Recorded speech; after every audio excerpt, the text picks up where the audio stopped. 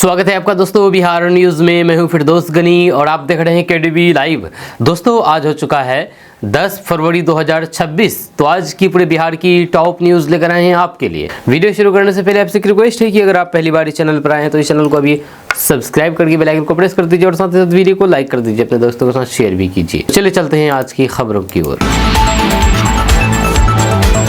दोस्तों आज बिहार न्यूज़ की शुरुआत सबसे पहले करेंगे कि बिहार के मुख्यमंत्री नीतीश कुमार ने आरजेडी पर जोरदार निशाना साधते हुए सवाल उठाया है कि जब वे सत्ता में थे तब महिलाओं के हितों में क्या काम किया गया। उन्होंने कहा कि सिर्फ आरोप लगाने से काम नहीं चलता, जमीन पर काम दिखाना चाहिए। महिलाओं की सुरक्षा, शिक्षा और फिर सशक्तिकरण को लेकर के सरकार की प्राथमिकताओं का भी जिक्र किया गया है। नीतीश कुमार ने दावा किया है कि उनकी सरकार ने महिला सशक्तिकरण के लिए कई योजनाएं शुरू की है जिनमें लड़कियों की पढ़ाई, रोजगार और फिर सामाजिक स्थिति में सुधार हुआ है। उन्होंने कहा कि आज महिलाएं पंचायतों से लेकर के अन्य क्षेत्रों में आगे बढ़ रही हैं, जो कि सरकारी नीतियों का नतीजा है। दोस्तों लैंड फॉर जॉब केस को लेकर के तेजस्वी यादव ने अपने ऊपर लगे आरोपों से साफ इनकार कर दिया है। उन्होंने कहा कि यह मामला राजनीतिक साजिश का हिस्सा है और फिर उन्हें बदनाम करने की कोशिश की जा रही है। जब उनका कहना है कि सच अदालत में सामने आएगा और वे कानूनी प्रक्रिया का पालन कर रहे हैं। आरजेडी की ओर से भी इसे विपक्ष को दबाने की कोशिश बताया है, जब पार्टी नेताओं ने कहा कि ये सब राजनीतिक बदले की भावना से किया जा रहा है। तेजस्वी यादव ने कानूनी रास्ता अपनाने का फैसला किया है और अदालत में अपनी बात मजबूती से रखने की बात कही है। इस केस को लेकर के बिहार की राजनीति में हलचल तेज हो गई है। सत्ता पक्ष और फिर विपक्ष के बीच बयानबाजी बढ़ गई है, जबकि मामला अब पूरी तरह से कानूनी दायरे में है और आगे की सुनवाई पर सबकी नजर बनी हुई है। दोस्तों बिहार के सरकारी अस्पतालों की खराब हालात को लेकर के विधानसभा में जोरदार बहस देखने को मिली। इस मुद्दे को उठाते हुए मैथिली ठाकुर ने कहा कि कई अस्पतालों में बुनियादी सुविधाएं तक ठीक नहीं है, मरीजों को इलाज के लिए भटकना पड़ता है और भवनों के हालात जर्जर है। उन्होंने साफ कहा कि वे मंत्री के जवाब से असंतुष्ट नहीं है और जमीनी सुधार की जरूरत है। जब स्वास्थ्य मंत्री की ओर से विभाग का पक्ष रखते हुए कहा कि सरकार स्वास्थ्य सेवाओं को बेहतर बनाने के लिए लगातार काम कर रही है। नए अस्पताल, भवन, उपकरण और फिर डॉक्टरों की नियुक्ति की प्रक्रिया चल रही है। मंत्री ने यह भी दावा किया है कि चरणबद्ध तरीके से सभी जिलों में सुविधाएं मजबूत की जा रही है, लेकिन विपक्ष ने इन दावों को अधूरा बताया है। इस बहस के बाद ये मुद्दा राजनीतिक रूप से भी गर्मा गया। जब एक तरफ सरकार अपनी योजनाओं का हवाला दे रही है, वहीं पर विपक्ष का कहना है कि अस्पतालों की असली स्थिति अभी भी चिंताजनक है। अब देखने वाली बात यह होगी कि स्वास्थ्य विभाग जमीनी स्तर पर कितनी तेजी से सुधार ला पाती है। आपका इसके बारे में क्या कहना है, नीचे कमेंट बॉक्स में जरूर बताइए। दोस्तों बिहार में किसानों को डिजिटल रूप से सशक्त बनाने की दिशा में बड़ी प्रगति देखने को मिली है। एक ही दिन में 63,000 से अधिक किसानों की फार्मर रजिस्ट्री करके रिकॉर्ड बनाया गया है। सरकार का कहना है कि इससे किसानों तक डेटा एक प्लेटफॉर्म पर आएगा, जिससे योजनाओं का लाभ सीधे और पारदर्शी तरीके से पहुंचाया जा सकेगा। जब फार्मर रजिस्ट्री के जरिए किसानों की जमीन, फसल और फिर पहचान से जुड़ी जानकारी डिजिटल रूप में दर्ज की जा रही है, इससे सब्सिडी, बीज, खाद, बीमा और फिर अन्य सरकारी योजनाओं का लाभ पाने की प्रक्रिया आसान होगी। अधिकारियों के अनुसार गांव स्तर पर कैंप लगाकर और ऑनलाइन माध्यम से तेजी से रजिस्ट्रेशन किया जा रहा है। इस पहल को कृषि क्षेत्र में बड़े बदलाव की दिशा में कदम माना जा रहा है। सरकार का दावा है कि डिजिटल रिकॉर्ड बनने से फर्जीवाड़ा कम होगा और फिर असली किसानों तक सीधा लाभ पहुंचेगा। आने वाले समय में इससे कृषि योजनाओं की निगरानी और क्रियान्वयन भी ज्यादा प्रभावी होने की उम्मीद है। दोस्तों बिहार विधानसभा में 167 पाकिस्तानी नागरिकों की राज्य में आने का मुद्दा गरमा गया है। बिहार में आने का मुद्दा गरमा गया है, जब विपक्ष ने सरकार से सवाल किया है कि ये लोग बिहार कैसे पहुंचे और सुरक्षा एजेंसियों को इसकी जानकारी कैसे मिली। इस मुद्दे पर सदन में काफी शोर शराबा हुआ और मामले को सुरक्षा से जोड़ करके देखा गया। इस पर डिप्टी सीएम सम्राट चौधरी ने जवाब देते हुए कहा कि सभी लोगों की एंट्री कानूनी प्रक्रिया के तहत हुई है और उनकी पूरी जानकारी सरकार के पास दर्ज है। उन्होंने स्पष्ट कर दिया है कि ये लोग वैध दस्तावेजों के साथ आए हैं और फिर सुरक्षा एजेंसियां लगातार निगरानी कर रही है। सरकार ने भरोसा दिलाया है कि किसी भी तरीके की लापरवाही नहीं बरती जाएगी। सरकार का कहना है कि विदेशी नागरिकों की आवाजाही पर नजर रखने के लिए तय नियमों का पालन किया जाता है। जरूरत पड़ने पर स्थानीय प्रशासन और केंद्रीय एजेंसियों के साथ समन्वय करके जांच भी की जाती है। इस बयान के बाद भी विपक्ष ने पारदर्शिता की मांग दोहराई है, जबकि सरकार ने स्थिति को पूरी तरह से नियंत्रण में बताया है। दोस्तों, संविधान की शुरुआत वी द पीपल से होने को लेकर के असदुद्दीन ओवैसी के बयान ने सियासी बहस तेज कर दी है। उन्होंने कहा है कि देश का संविधान नागरिकों की संपूर्णता से शुरू होता है, न कि किसी धार्मिक या फिर प्रतीकात्मक नारे से। जब उनके इस बयान के बाद अलग अलग दलों के नेताओं ने प्रतिक्रिया दी है और मुद्दा राजनीतिक रंग ले गया है। असदुद्दीन ओवैसी ने अपने तर्क में स्वतंत्रता संग्राम के दौर का हवाला देते हुए बहादुर शाह जफर और फिर यूसुफ मेहर अली जैसे नामों का जिक्र किया है। उनका कहना था कि आज़ादी की लड़ाई कई विचारों और फिर लोगों के योगदान से लड़ी गई है, इसलिए संविधान को नागरिकों की साझी ताकत के रूप में देखा जाना चाहिए। इस बयान पर विरोधियों ने इसे राष्ट्रवादी भावनाओं से जोड़ करके सवाल उठाए हैं, जबकि समर्थकों ने इसे संवैधानिक मूल्यों की याद दिलाने वाला बताया है। जब कुल मिलाकर के ये बहस फिर से इस मुद्दे पर आ टिकी है कि राष्ट्र, संविधान और पहचान की व्याख्या किस नजरिए से की जाए। दोस्तों, लोकसभा की कार्यवाही को लेकर के नया विवाद खड़ा हो गया है, जहां पर ओम बिरला, जो लोकसभा अध्यक्ष ओम बिरला, उनके खिलाफ विपक्षी दलों की रणनीति चर्चा का विषय बन गई है। आरोप है कि सदन संचालन को लेकर के असंतोष बढ़ा है और फिर विपक्ष स्पीकर की भूमिका पर सवाल उठा रहा है। इस बीच मास्टर प्लान जैसी बातें सामने आने से सियासी हलचल तेज हो गई है। जब विपक्ष का कहना है कि उन्हें बोलने का पर्याप्त मौका नहीं दिया जा रहा है, जबकि सत्ता पक्ष स्पीकर पर लगाए जा रहे आरोपों को बेबुनियाद बता रहा है। संसदीय परंपराओं और फिर नियमों की व्याख्या को लेकर के दोनों पक्ष आमने सामने हैं, जिससे सदन का माहौल और गर्मा गया है। वहीं पर अब सबकी नजर इस पर है कि ये टकराव आगे क्या रूप लेता है, या क्या ये सिर्फ बयानबाजी तक सीमित रहेगा या फिर संसदीय प्रक्रिया के तहत कोई औपचारिक कदम उठाया जाएगा। या फिलहाल ये मुद्दा संसद के भीतर और बाहर दोनों जगह सियासी बहस का केंद्र बना हुआ है। दोस्तों, अकबरुद्दीन ओवैसी ने सीएम योगी आदित्यनाथ को कड़ी चुनौती दी है। जी हाँ, आपको बता दें कि एआईएमआईएम नेता अकबरुद्दीन ओवैसी ने उत्तर प्रदेश की राजनीति को लेकर के बड़ा बयान देते हुए मुख्यमंत्री योगी आदित्यनाथ को खुली चुनौती दे दी है। उन्होंने कहा है कि वो यूपी आ रहे हैं और मुकाबले के लिए तैयार रहने को कहा गया है। इस बयान के बाद सियासी हलकों में हलचल तेज हो गई है और इसे चुनावी माहौल से जोड़ करके देखा जा रहा है। असदुद्दीन ओवैसी के बयान को एआईएमआईएम की उत्तर प्रदेश में राजनीतिक सक्रियता बढ़ाने की रणनीति माना जा रहा है। पार्टी लंबे समय से यूपी में अपनी जमीन मजबूत करने की कोशिश कर रही है और ऐसे बयानों से समर्थकों को संदेश देने का प्रयास भी देखा जा रहा है। वहीं पर सत्ता पक्ष के नेताओं ने इस चुनौती को गंभीरता से लेने की बजाय इसे राजनीतिक बयानबाजी बताया है। इस बयान के बाद यूपी की सियासत में आरोप प्रत्यारोप का दौर तेज होने की संभावना है। राजनीतिक जानकार मानते हैं कि आने वाले दिनों में इस मुद्दे पर और तीखे बयान सामने आ सकते हैं, जिससे राज्य का चुनावी माहौल और गर्मा सकता है। फिलहाल ये बयान चर्चा और बहस का बड़ा विषय बन गया है। दोस्तों, तेज प्रताप यादव ने होली के बाद बिहार में पैदल यात्रा निकलने का ऐलान किया। इस यात्रा का मकसद लोगों से सीधा जुड़ना और जमीनी स्तर पर पार्टी की पकड़ मजबूत करना बताया जा रहा है। इसे उनकी सक्रिय राजनीति में नई पारी के रूप में देखा जा रहा है। बताया जा रहा है कि ये अभियान काफी हद तक चुनावी रणनीतिकार प्रशांत किशोर की शैली से प्रेरित होगा, जहां पर सीधा संवाद, गांव-गांव पहुंच और फिर संगठन को बूथ स्तर तक मजबूत करने पर फोकस रहेगा। यह यात्रा के दौरान स्थानीय कार्यकर्ताओं को जिम्मेदारी देने और नए चेहरों को जोड़ने की भी योजना है। राजनीतिक जानकार मानते हैं कि इस पहल से राज्य की यानी कि बिहार की सियासत में नई हलचल हो सकती है। वहीं फिर अगर यात्रा को अच्छा जन समर्थन मिला तो फिर पार्टी संगठन को मजबूती मिल सकती है। वहीं पर विपक्ष भी इस अभियान पर नजर बनाए हुए हैं। आने वाले समय में ये यात्रा राजनीतिक समीकरणों पर असर डाल सकती है।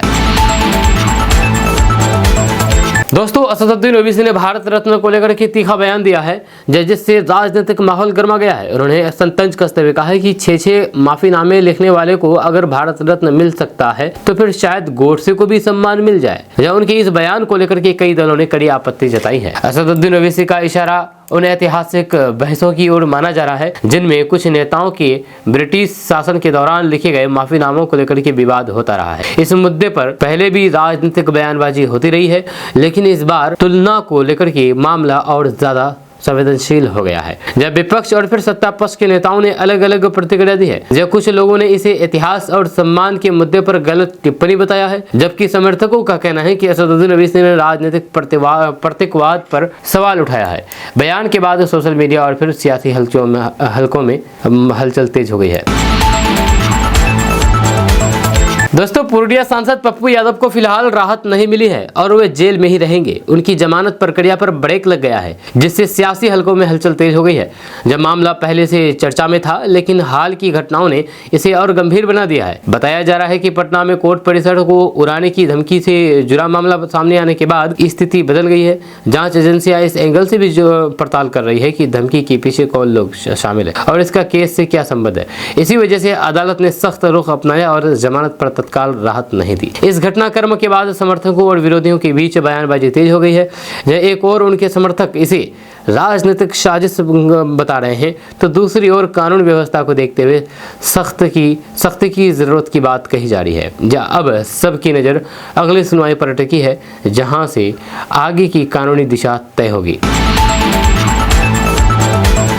दोस्तों, पटना पहुंचते ही भाजपा नेता नितिन नवीन ने आरजेडी पर जोरदार हमला बोला है, जहां उन्होंने कहा है कि जिस दौर को लोग जंगल राज कहते हैं, उस समय पर्चे बांटना भी जोखिम भरा काम था। जहां उनके मुताबिक उस दौर में कार्यकर्ताओं को डर और दबाव में काम करना पड़ता था, जबकि अब हालात बदल चुके हैं और लोकतांत्रिक माहौल मजबूत हुआ है। जय नितिन नवीन ने राष्ट्रीय जनता दल पर यानी कि आरजेडी पर निशाना साधते हुए कहा कि कुछ दल सिर्फ सत्ता के लिए राजनीति करते हैं, जबकि भाजपा गठबंधन और विचारधारा के बल पर आगे बढ़ती है। उन्होंने कार्यकर्ताओं से कहा कि जनता के बीच लगातार बने रहना ही सबसे बड़ी ताकत है। जब लोगों की समस्याएं सुनकर के उनका समाधान करना ही असली राजनीति है। अपने संबोधन में उन्होंने कार्यकर्ताओं को कामयाबी का मंत्र भी दिया है। उन्होंने कहा है कि बूथ स्तर तक संगठन को मजबूत करें, घर घर संपर्क बढ़ाएं और फिर सरकार की योजनाओं की सही जानकारी जनता तक पहुंचाएं। उनका जोर था कि मेहनत, अनुशासन और जनता से सीधा जुड़ाव ही चुनावी सफलता की कुंजी है। दोस्तों, शिक्षा विभाग की जांच में बड़ा खुलासा हुआ है कि स्कूलों से जुड़ी 2 करोड़ रुपए से अधिक की राशि का स्पष्ट हिसाब नहीं मिल पाया है। वित्तीय गड़बड़ी सामने आने के बाद विभाग ने सख्त रुख अपनाया है। कई संस्थानों से खर्च का रिकॉर्ड मांगा गया है, लेकिन संतोषजनक जवाब नहीं मिलने पर मामला गंभीर माना गया है। इस मामले में कुल 41 प्राचार्यों को नोटिस जारी किया गया है, जहाँ अधिकारियों ने साफ कर दिया है कि यदि तय समय के भीतर खर्च का सही विवरण और दस्तावेज जमा नहीं किए गए तो फिर उनके खिलाफ कड़ी कार्रवाई की जाएगी। विभागीय जांच के साथ साथ कानूनी कदम उठाने की भी तैयारी है। शिक्षा विभाग ने चेतावनी दी है कि लापरवाही या फिर गड़बड़ी साबित होने पर संबंधित प्राचार्यों के खिलाफ एफआईआर दर्ज की जा सकती है। विभाग का कहना है कि सरकारी राशि के उपयोग में पारदर्शिता जरूरी है और किसी भी तरीके की अनियमितता बर्दाश्त नहीं की जाएगी। दोस्तों, बिहार के एक ब्राह्मण परिवार ने भाईचारे की मिसाल पेश की है। अपनी जमीन से मस्जिद बनवाई है। जी हाँ, एक गांव में सांप्रदायिक सौहार्द की अनोखी मिसाल सामने आई है, जहां पर एक ब्राह्मण परिवार ने अपनी करीब 5 मरले जमीन मस्जिद निर्माण के लिए दे दी है। परिवार का कहना है कि इंसानियत और आपसी भाईचारा सबसे बड़ा धर्म है, इसलिए उन्होंने बिना किसी भेदभाव के लिए ये कदम उठाया है। इस फैसले के बाद इलाके में उनकी खूब सराहना हो रही है। स्थानीय लोगों ने बताया है कि गाँव में काफी समय से नमाज के लिए उचित जगह की जरूरत थी। ऐसे में इस परिवार ने खुद आगे बढ़ करके जमीन देने का प्रस्ताव रखा। मस्जिद बनने से मुस्लिम समुदाय को सहूलियत मिलेगी, जब वहीं पर गांव में आपसी मेल जोल और मजबूत होने की उम्मीद जताई जा रही है। जब गांव में बुजुर्गों का कहना है कि यह कदम आने वाली पीढ़ियों के लिए एक संदेश है कि धर्म से ऊपर इंसानियत होती है। इस पहल ने पूरे इलाके में सकारात्मक माहौल बनाया है और लोग इसे भाईचारे की मिसाल के तौर पर देख रहे हैं। दोस्तों, विधानसभा में नेता प्रतिपक्ष तेजस्वी यादव को लेकर के एक बयान के बाद सियासी माहौल गर्मा गया है। कुछ लोगों ने सवाल उठाए हैं कि उनकी तबीयत या फिर दवा के असर को लेकर के गलत तरीके की बातें फैलाई जा रही है। इस मुद्दे ने राजनीतिक बयानबाजी को लेकर के और तेज कर दी है, जहां पर पक्ष और विपक्ष आमने सामने आ गए हैं। राजनीतिक हलकों में इसे लेकर के अलग अलग दावे किए जा रहे हैं, लेकिन आधिकारिक तौर पर ऐसी किसी बात की पुष्टि नहीं हुई है। यह समर्थकों का कहना है कि स्वास्थ्य से जुड़ी हुई बातों को गलत रंग देकर के पेश किया जा रहा है, जबकि विरोधी इसे मुद्दा बना करके घेरने की कोशिश कर रहे हैं। दोस्तों, बिहार की राजनीति में एक बार फिर से बयान को लेकर के बवाल मच गया है। मुख्यमंत्री नीतीश कुमार के एक पुराने संबोधन में किसी महिला को लड़की कहने को लेकर के विवाद खड़ा हो गया। किसी महिला नहीं बल्कि राबड़ी देवी को। अब उस महिला यानी कि राबड़ी देवी की बेटी खुल करके सामने आई है और इस टिप्पणी पर आपत्ति जताते हुए इसे अपमानजनक बताया है। जी हाँ, राबड़ी देवी की बेटी रोहिणी आचार्य ने कहा कि इस तरीके के शब्दों का इस्तेमाल महिलाओं की गरिमा के खिलाफ है और सार्वजनिक जीवन में बैठे लोगों को भाषा का खास ध्यान रखना चाहिए। इस बयान के बाद विपक्ष ने जंगली मुद्दा लपक लिया और सरकार पर महिलाओं के सम्मान को लेकर के सवाल उठाने शुरू कर दिए। वहीं पर सत्ता पक्ष का कहना है कि बयान को संदर्भ से हटा करके पेश किया जा रहा है और इसे बेवजह तुल दिया जा रहा है। लेकिन इस पूरे घटनाक्रम से साफ है कि बिहार की राजनीति में भाषा और फिर बयान अब बड़ा सियासी हथियार बन चुके हैं, जिस पर आने वाले दिनों में और घमासान देखने को मिल सकता है। दोस्तों, डिजिटल भुगतान के दौर में कई बार जल्दबाजी में गलत नंबर या फिर गलत व्यक्ति को यूपीआई पैसा ट्रांसफर हो जाता है। ऐसी स्थिति में घबराने की बजाय तुरंत एक्शन लेना जरूरी है। अगर आप समय रहते कदम उठा लेते हैं तो फिर आपका पूरा पैसा वापस मिलने की संभावना काफी बढ़ जाती है। सबसे पहले अपने बैंक या जिस ऐप से पेमेंट किया है उसमें ट्रांजैक्शन डिटेल खोलें और फिर तुरंत शिकायत दर्ज करें। साथ ही साथ अपने बैंक के कस्टमर केयर पर कॉल करें और फिर गलत ट्रांजैक्शन की जानकारी दें। मामला NPCI सिस्टम के तहत दर्ज होता है, इसलिए जितनी जल्दी शिकायत करेंगे उतना बेहतर रहेगा। जहाँ रिसीवर का UPI ID, ट्रांजैक्शन ID और फिर समय जरूर नोट रखें। वहीं पर विशेषज्ञों के अनुसार शुरुआती कुछ घंटों में शिकायत करने पर बैंक और फिर पेमेंट नेटवर्क पैसा होल्ड और रिवर्स कराने की कोशिश कर सकते हैं। अगर सामने वाला व्यक्ति पैसा खर्च नहीं करता और फिर सहयोग करता है तो फिर रिफंड आसान हो जाता है। इसलिए गलती होते ही देर ना करें, तुरंत रिपोर्ट करना ही पैसा वापस पाने की सबसे बड़ी चाबी है। दोस्तों, बिहार सरकार ने किसानों की आय बढ़ाने के लिए मखाना और गेंदा फूल की खेती को बढ़ावा देने का बड़ा फैसला लिया है। जब मुख्यमंत्री नीतीश कुमार के नेतृत्व में शुरू की गई इस पहल के तहत बिहार के 29 जिलों में विशेष योजना लागू की जाएगी। इसका उद्देश्य पारंपरिक खेती से आगे बढ़कर के नकदी फसलों की ओर किसानों को प्रोत्साहित करना है, ताकि कम जमीन में भी ज्यादा आमदनी हो सके। जी हाँ, वहीं पर सरकार इन जिलों में किसानों को बीज, तकनीकी प्रशिक्षण, आधुनिक खेती के तरीके और मार्केट से जोड़ने की सुविधा देगी। मखाना पहले से ही बिहार की पहचान है। वहीं पर गेंदा फूल की मांग धार्मिक कार्यक्रमों और फिर सजावट के लिए ज्यादा होती है और कहा जाए तो साल भर बनी रहती है। ऐसे में इन दोनों फसलों को संगठित तरीके से बढ़ावा देने से किसानों को नियमित और बेहतर आमदनी मिलने की उम्मीद है। जी हाँ, आपको बता दूं कि इस योजना से छोटे और फिर सीमांत किसानों को खास लाभ मिलेगा। सरकार का लक्ष्य है कि खेती को लाभ का सौदा बनाया जाए और फिर किसानों का पलायन रुके। यदि योजना जमीनी स्तर पर सही ढंग से लागू हुई तो फिर आने वाले समय में बिहार के ग्रामीण इलाकों की अर्थव्यवस्था को नई मजबूती मिल सकती है। दोस्तों, बिहार सरकार ने कब्रिस्तानों की घेराबंदी को लेकर के बड़ा फैसला लिया है। जब सरकार ने साफ कर दिया है कि अब इस काम के लिए सांसद और विधायक निधि फंड का भी इस्तेमाल किया जा सकेगा। जब मुख्यमंत्री नीतीश कुमार की सरकार का कहना है कि कब्रिस्तानों की सीमा सुरक्षित करना सामाजिक शांति और फिर भूमि विवादों को रोकने के लिए जरूरी कदम है।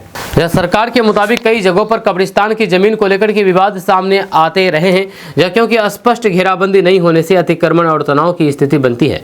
ऐसे में जनप्रतिनिधियों के फंड से बाउंड्री वाल या फिर घेराबंदी होने पर स्थानीय स्तर पर समस्याओं का जल्द समाधान हो सकेगा। ये व्यवस्था विकास कार्यों की तरह ही जरूरत के आधार पर लागू की जाएगी। इस फैसले को प्रशासनिक और फिर सामाजिक दृष्टि से अहम माना जा रहा है। सरकार का तर्क है कि धार्मिक स्थलों की जमीन सुरक्षित रहने से विवाद कम होगा और फिर सौहार्द बना रहेगा। अब जिम्मेदारी स्थानीय जनप्रतिनिधियों पर भी रहेगी कि वे जरूरत वाले इलाकों में फंड का सही उपयोग करके घेराबंदी का काम आगे बढ़ाएं। दोस्तों, अब बिजली बिल में नाम बदलवाना पहले से काफ़ी आसान हो गया है। अगर आपने नया घर खरीदा है, किराएदार बदला है या फिर परिवार के किसी सदस्य के नाम कनेक्शन ट्रांसफ़र करना चाहते हैं तो फिर प्रक्रिया ऑनलाइन और ऑफलाइन दोनों तरीके से की जा सकती है। जब बिजली विभाग ने इसके लिए साफ गाइडलाइन जारी की है, जिससे लोगों को दफ्तरों के चक्कर कम लगाने पड़ रहे हैं। जहाँ नाम परिवर्तनों के लिए कुछ जरूरी दस्तावेज तैयार रखना होगा, जहाँ इनमें पहचान पत्र, एड्रेस प्रूफ, संपत्ति के कागजात, पहचान पत्र में आधार कार्ड, वोटर ID कार्ड में से कोई भी होगा। वहीं पर संपत्ति के कागजात में सेल डीड, रेंट एग्रीमेंट, पुराना बिजली बिल और फिर आवेदन फॉर्म शामिल है।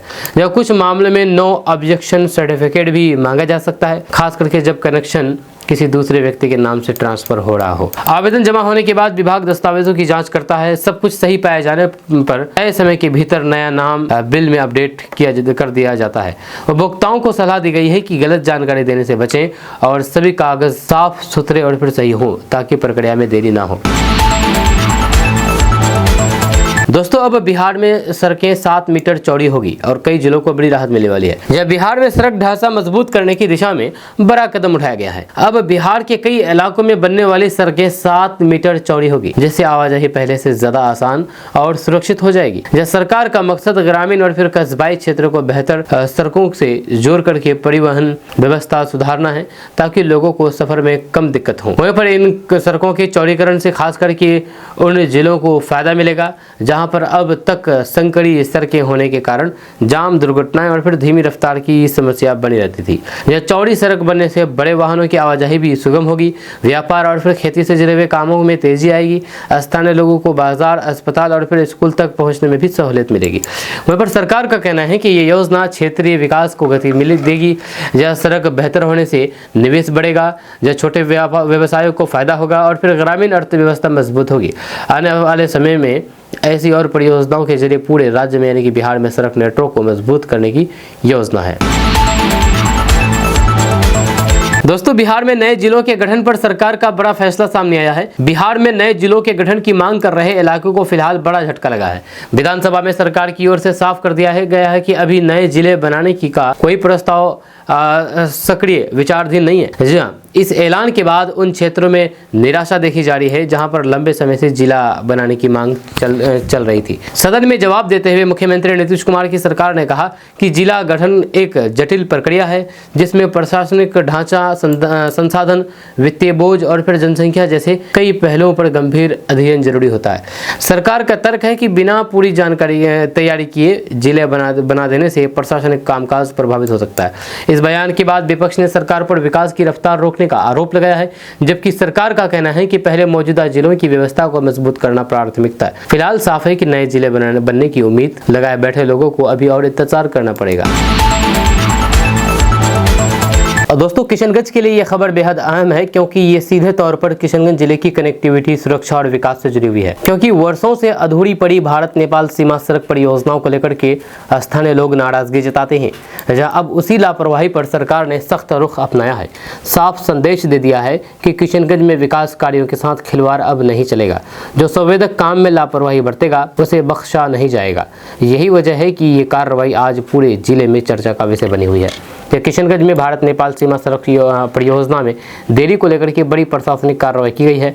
पथ निर्माण मंत्री डॉक्टर दिलीप कुमार जायसवाल के निर्देश पर लापरवाह ठेकेदार JKM इंफ्रा प्रोजेक्ट को सभी सरकारी निविदाओं में भाग लेने से वंचित कर दिया है। यानी कि अब ये कंपनी किसी भी बड़े सड़क या फिर पुल निर्माण की टेंडर प्रक्रिया में शामिल नहीं हो सकेंगे। ये कार्रवाई किशनगंज से गुजरने वाले भारत नेपाल सीमा सड़क परियोजना को लेकर के की गई है।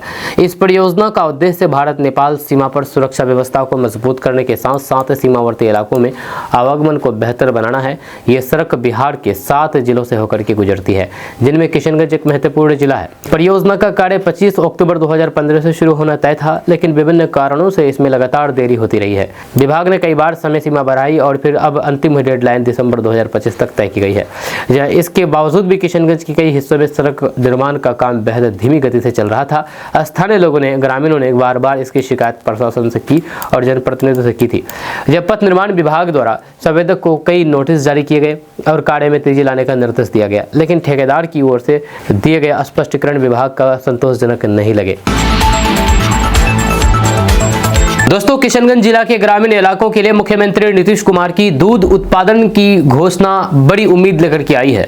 यह दूध उत्पादन को लेकर के सरकार ने जो रोड मैप तैयार किया है, उसका सीधा असर सीमांचल के गांव की अर्थव्यवस्था पर पड़ने वाला है। मुख्यमंत्री नीतीश कुमार ने ऐलान किया है कि अगले 2 वर्षों में बिहार के हर गाँव में दूध उत्पादन समिति का गठन किया जाएगा। इसका मकसद ये है कि पशुपालकों को उनके दूध का सही और फिर सुनिश्चित दाम मिल सके। मुख्यमंत्री नीतीश कुमार ने यह जानकारी सोशल मीडिया के माध्यम से शेयर करते हुए बताया है कि यह फैसला 7 निश्चय पार्ट 3 के तहत लिया गया है। इस योजना के तीसरे निश्चय कृषि में प्रगति, प्रदेश में समृद्धि के अंतर्गत डेयरी उद्योग को गांव-गांव तक पहुंचाने का लक्ष्य रखा गया है। किशनगंज जिले की बात करें तो फिर यहाँ बड़ी संख्या में छोटे और फिर सीमांत किसान पशुपालन से जुड़े हुए हैं, लेकिन अब तक उन्हें दूध बेचने में कई तरह की परेशानियों का सामना करना पड़ता था। वहीं पर सरकारी आंकड़े के अनुसार बिहार के कुल 39,000 73 गाँव में से 25,593 गाँव में दूध उत्पादन समितियां पहले से ही बन चुकी है। बचे हुए गाँव में अगले 2 साल के भीतर समितियों के गठन का निर्देश पशु एवं मत्स्य संसाधन विभाग को दिया गया है। इसका मतलब साफ है कि किशनगंज के बचे हुए गाँव में भी जल्द ही दूध समितियां काम करने लगेगी। इसके साथ ही सरकार ने एक और अहम फैसला लिया है। 7 निश्चय पार्ट 3 के तहत अब बिहार की सभी पंचायतों में सुधा दूध बिक्री केंद्र खोले जाएंगे। फिलहाल बिहार की 8,053 पंचायतों में से केवल 100 पंचायतों में ही ये केंद्र खुले हैं। किशनगंज के लिए सबसे अहम बात यह है कि इन नए सुधा बिक्री केंद्र को प्राथमिकता के आधार पर जीविका दीदियों को सौंपा जाएगा। इससे ग्रामीण महिलाओं को स्वरोजगार मिलेगा और फिर महिला उद्यमिता को सीधा बढ़ावा मिलेगा। दूध की खरीद बिक्री गाँव में ही होने से पशुपालकों को बिचौलियों पर निर्भर नहीं रहना पड़ेगा। दोस्तों, अगर आप ट्रेन में सफर करते हैं तो ये खबर आपके लिए बेहद काम की है। जी हाँ, अगर ट्रेन में कोई समस्या आपको दिखती है सफर करने के दौरान तो आप रेल वन ऐप पर ऑनलाइन शिकायत दर्ज कर सकते हैं। अब कैसे शिकायत दर्ज करेंगे, हम आपको इसके बारे में पूरी विस्तार से डिटेल से बताएंगे। दरअसल बात है कि रेल वन ऐप पर मिल रहे रेल मदद फीचर के जरिए ट्रेन और स्टेशन से जुड़ी हुई शिकायतें ऑनलाइन दी जा सकती है। इस ऐप और फिर रेल मदद फीचर को इस्तेमाल करना बहुत आसान है। आप अपने मोबाइल से कंप्लेन दर्ज कर सकते हैं। जी हाँ, दरअसल बात है कि रेल वन ऐप अब काफी एडवांस हो गया है, जहां इसमें रेल मदद नाम से नया फीचर जोड़ा गया है।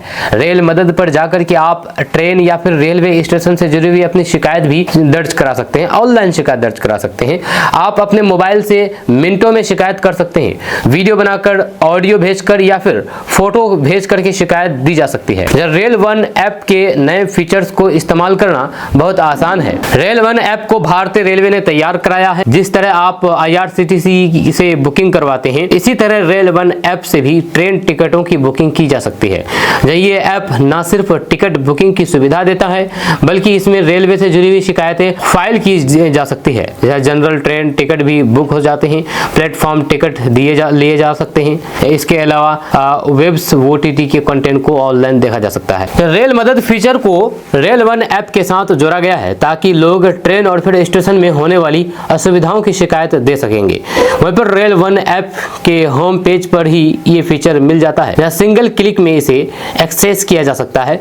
रेल मदद पर शिकायत के दौरान ये ध्यान रखना चाहिए कि आप वीडियो, ऑडियो या फिर इमेज फॉर्मेट में जो भी अपलोड कर रहे हैं वो 5 MB से अधिक की फाइल नहीं होनी चाहिए। अगर आपके फोन में रेल वन ऐप नहीं है तो इसे प्ले स्टोर या फिर ऐप स्टोर से इंस्टॉल कर लें। जब पहली बार ऐप चला रहे हैं तो फिर रजिस्ट्रेशन करना होगा। IRCTC में अकाउंट है तो फिर उसमें भी लॉगिन हो जाएगा। ऐप पर लॉगिन करने के बाद सबसे पहले मेन पेज खुलेगा जो काफी साफ सुथरा दिखता है। वहीं पर मेन पेज में काफी जरूरी फीचर्स मिल जाएंगे। बीच में रेल मदद का विकल्प भी दिखेगा जिसका लोगो लाल रंग का है। वहीं पर रेल मदद के ऑप्शन पर आपको क्लिक करना है। अपनी शिकायत वीडियो, ऑडियो या फिर इमेज के साथ अपलोड करना है। वहीं पर ट्रेन या फिर स्टेशन से जुड़ी हुई शिकायतों के लिए आपको उन ऑप्शन पर क्लिक करना होगा। जैसे किस तरीके की समस्या है उसका चुनाव भी किया जा सकता है। वहीं पर समस्या के बारे में विस्तार से बताने के लिए अलग से बॉक्स भी दिया गया है जहां पर आप अपनी परेशानी के बारे में लिख सकते हैं। आखिर में अपनी शिकायत को सबमिट कर दें। जहां टॉप पर दाईं तरफ ट्रेन का ऑप्शन दिखेगा, जहां उस पर क्लिक करके पता चल जाएगा कि आपकी शिकायत का स्टेटस क्या है, यानी कि कोई एक्शन हुआ है या नहीं। आप रेलवे को अपनी सुझाव भी ऑनलाइन दे सकते हैं। रेल मदद के ऑप्शन में जाने पर सबसे नीचे सजेशन और फिर फीडबैक का विकल्प मिलेगा। या सजेशन पर क्लिक करके रेल सेवाओं को और बेहतर बनाने के लिए सुझाव दिया जा सकता है। इसके अलावा फीडबैक पर क्लिक करना होगा। आप रेल सेवा के अपने अनुभव के बारे में वहां पर बता सकते हैं। दोस्तों, पूर्णिया सांसद पप्पू यादव की गिरफ्तारी के विरोध में किशनगंज में सियासी माहौल गर्मा गया है। इसके विरोध में उनके समर्थकों ने सड़कों पर जम करके विरोध प्रदर्शन किया है, जहां सड़कों पर उतर गए हैं। विरोध का केंद्र बना पश्चिम पाली इलाका, जहां पर पुतला दहन की कोशिश हुई, नारे लगे और फिर पुलिस से सीधी टकराव की स्थिति बन गई। किशनगंज में यह प्रदर्शन साफ संकेत देता है कि पप्पू यादव की गिरफ्तारी का असर सीमांचल की राजनीति में भी तेजी से फैल रहा है। तो आपको बता दूं कि पूर्णिया के निर्दलीय सांसद पप्पू यादव की गिरफ्तारी के खिलाफ किशनगंज में कल विरोध प्रदर्शन देखने को मिला। जहां किशनगंज गोपालगंज जिले के पश्चिम पाली इलाके में उनके समर्थकों ने राज्य सरकार के खिलाफ यानी कि बिहार सरकार के खिलाफ जम करके नारेबाजी की और मुख्यमंत्री नीतीश कुमार और उप मुख्यमंत्री सम्राट चौधरी का पुतला दहन करने का प्रयास किया। हालांकि मौके पर तैनात पुलिस बल ने स्थिति को नियंत्रित करते हुए पुतला जलाने की कोशिश को रोक दिया। यह प्रदर्शन जिला परिषद सदस्य नासिक नादिर की अगुवाई में आयोजित किया गया था, जब पहले से तय कार्यक्रम के तहत समर्थक पश्चिम पाली इलाके में जुटे थे। प्रदर्शनकारियों का कहना था कि पप्पू यादव की गिरफ्तारी राजनीतिक बदले की भावना से की गई है और यह गरीबों और फिर वंचितों की आवाज को दबाने की कोशिश है। जैसे ही समर्थकों ने पुतला जलाने की कोशिश की तो मौके पर मौजूद पुलिस ने हस्तक्षेप किया। भारी पुलिस बल की तैनाती के कारण पुतला दहन नहीं हो सका।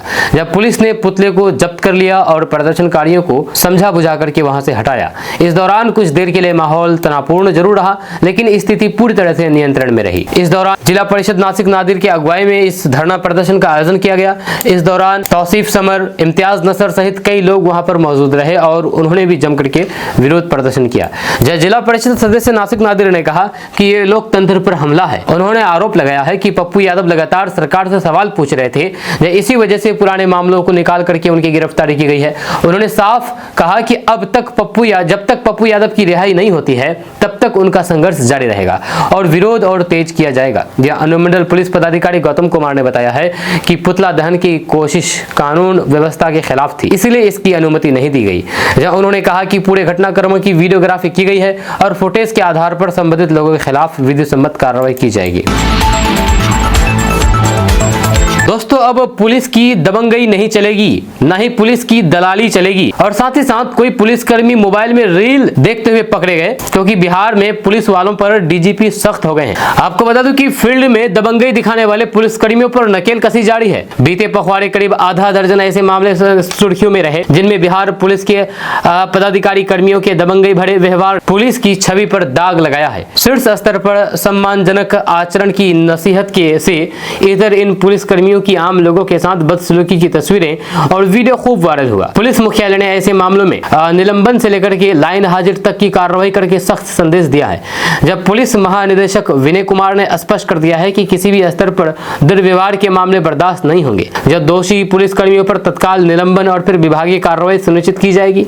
आम जनता में पुलिस का विश्वास बनाए रखने तथा पुलिसकर्मियों के व्यवहार में सुधार और फिर अनुशासन को लेकर के पुलिस मुख्यालय ने कई निर्देश जारी किए हैं। बीते साल थानों में दलाली की एंट्री पर रोक लगाने को लेकर के थानों के विजिटर रजिस्टर्ड में अंगतों का ब्यौरा दर्ज किए जाने की व्यवस्था की गई है। वहां पर डीजीपी के आदेश पर ड्यूटी अवधि में अनावश्यक मोबाइल चलाने वाले पुलिसकर्मियों को चेतावनी दी गई है। जब पुलिस के जवान और फिर अफसर ड्यूटी के दौरान अक्सर मोबाइल में रील्स देखते या फिर चैटिंग करते देखे जाते हैं। सभी पुलिसकर्मियों को सरकारी नंबर की व्हाट्सएप डीपी में अपनी वर्दी लगी फोटो लगाने का निर्देश मिला है। दोस्तों, बिहार के मुखिया को नीतीश सरकार ने बड़ी खुशखबरी दे दी है। अब बिहार के मुखिया जी को बहुत जल्द लाइसेंस हथियार मिल जाएगा। दरअसल बात यह है कि बिहार विधानसभा में गृह मंत्री सम्राट चौधरी ने पंचायत प्रतिनिधियों को हथियार लाइसेंस दिए जाने के मामले में बड़ा ऐलान कर दिया है। उन्होंने कहा है कि अब मुखिया प्रमुख सहित पंचायत प्रतिनिधियों को गन लाइसेंस देने की प्रक्रिया के लिए स्पष्ट समय सीमा तय की जाएगी। जब दिनाड़ा विधायक आलोक सिंह के सवाल पर गृह मंत्री सम्राट चौधरी ने बताया है कि लाइसेंस मिलने में हो रही देरी को लेकर के गृह विभाग जल्द ही दिशा निर्देश जारी करेगा। नए निर्देशों के तहत तय 60 दिनों के भीतर लाइसेंस जारी करने की कार्रवाई पूरी की जाएगी। बिहार में नए जिलों और फिर अनुमंडलों की मांग करने वालों को बड़ा झटका लगा है। बिहार विधानसभा में सरकार ने स्पष्ट किया है कि फिलहाल राज्य में किसी भी नए जिले का गठन नहीं किया जाएगा। मंत्री विजय चौधरी ने सदन में बताया है कि इस संबंध में सरकार के पास अभी कोई भी प्रस्ताव विचाराधीन नहीं है। ये जानकारी उन्होंने पारू से विधायक शंकर प्रसाद द्वारा पूछे गए सवाल के जवाब में दी है। जब मंत्री ने कहा कि वर्तमान समय में प्रशासनिक ढांचे में नए जिले जोड़ने को लेकर के सरकार की कोई भी योजना नहीं है। वहीं पर बिहार विधानसभा के बजट सत्र के 5वें दिन जबरदस्त बवाल देखने को मिला। बीजेपी विधायक जीवेश मिश्रा ने अपनी ही सरकार पर जबरदस्त हमला बोला। जीवेश मिश्रा ने इस दौरान उप मुख्यमंत्री सम्राट चौधरी से कई तीखे सवाल पूछे और सरकार को घेरते हुए कहा कि सरकार को शर्म आनी चाहिए, जिसे सुनकर के सभी सत्ता पक्ष के नेता असहज नजर आए। सदन में बीजेपी बीजेपी विधायक जीवेश मिश्रा ने नीतीश सरकार की व्यवस्था पर सवाल उठाते हुए थाना भवनों की स्थिति, कर्मियों के आवास और फिर महिला सिपाहियों के लिए बैरक निर्माण में हो रही देरी को लेकर की तीखी प्रतिक्रिया दी है।